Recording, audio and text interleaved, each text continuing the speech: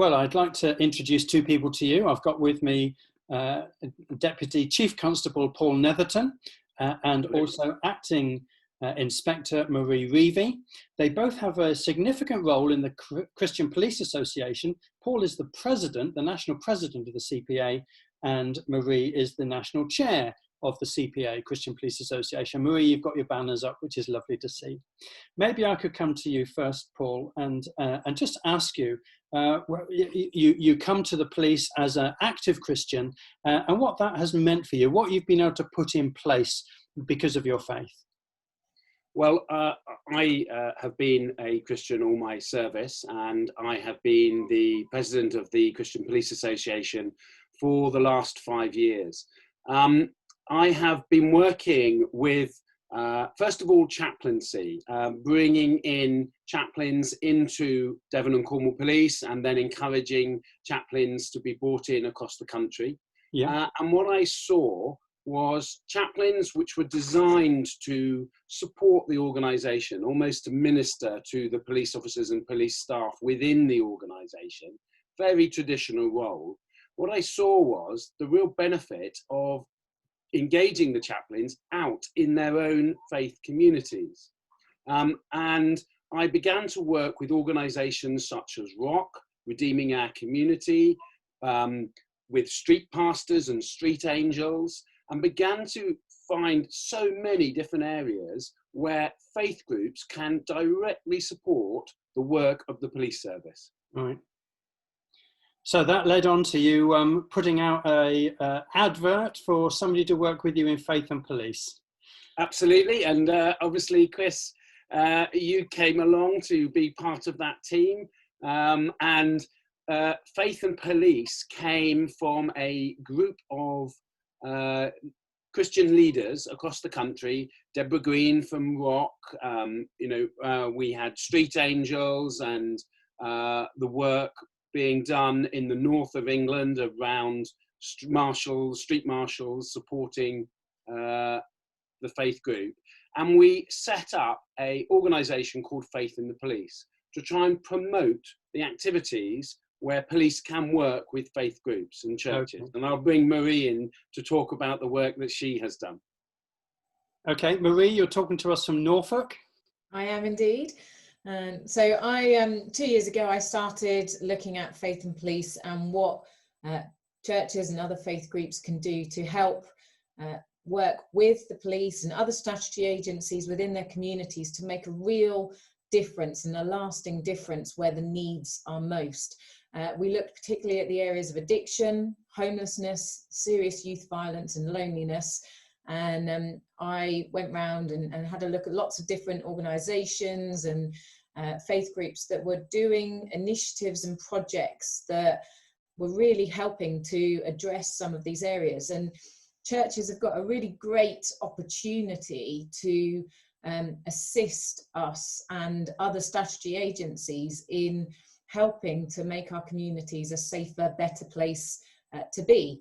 And that can be all the way from preventative work through to actually doing the work that brings people back out of a situation. So let's say for addiction, churches could do early years preventative work around education, around drugs, helping people to understand their identity and dealing with some of those painful issues that may cause someone to start taking drugs, all the way through to doing recovery courses, like a 12-step recovery program, something like that, run through their churches, or even setting up Christian rehabilitation centres and running those and having those as their ministry. So you've got a vast spectrum of things that churches can do to help to tackle some really key systemic issues within our society. Yeah. And Paul, I was interested to hear you say that you felt that the faith-based addiction recovery seemed to work better than any.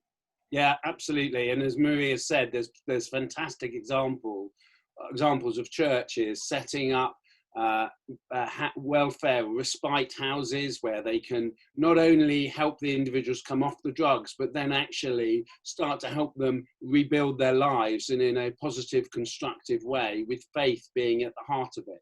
Yeah, amazing. I think one of the things that I've always felt really strongly about is that the police are nervous of the church. Yeah. They're scared of political correctness or being seen to say something wrong or not, or be seen not to, or be favouring a certain faith or not, etc. I am really passionate about just getting conversations going, getting police officers to go into churches and faith groups and to say, these are the problems that we're dealing with in your community. Can you help us? Yeah. And likewise, I want our churches to invite in the police, invite them in for a coffee. Police officers love drinking tea and coffee, and biscuits particularly. But, you know, get them to come in and talk. And once those conversations start, the churches can start to say, well, we can do something about that loneliness, or set up a cafe, or help run a youth centre, or, as Marie has talked about, some really sort of impressive stuff around things like street pastors, or drug addiction, or loneliness addiction. And some of the great things that can be done are just simply mentoring people, walking alongside people who perhaps just don't know how to deal with some of the challenges in life, and providing that listening ear and that guiding hand to help them become more positive and engaged within their community. Yeah. Marie, you were thinking earlier about, I think you called them ACEs, but it's children who have really quite serious events in their childhood and the effect that has upon them as they grow up. Tell us about that. Yeah, so ACEs are adverse childhood experiences, and they can be things like physical, emotional, sexual abuse, divorce, serious mental health of a parent or family member being in prison. And this is let alone foster care children and children brought up in care and all those sorts of things. All of those kind of things that have a real potential to impact to the detriment of the child growing up. And a simple thing like, it sounds quite a crazy statistic really, but actually if a child is subjected to 4 ACEs in their childhood, they are 20 times more likely to end up incarcerated in prison at some point in their life. 20 times more likely. That's huge, isn't it? And that's without taking drugs and addiction. I can't remember the exact number, but it's something like 14 or 15 times more likely to take heroin and crack cocaine if they have suffered 4 or more ACEs compared to a child who doesn't.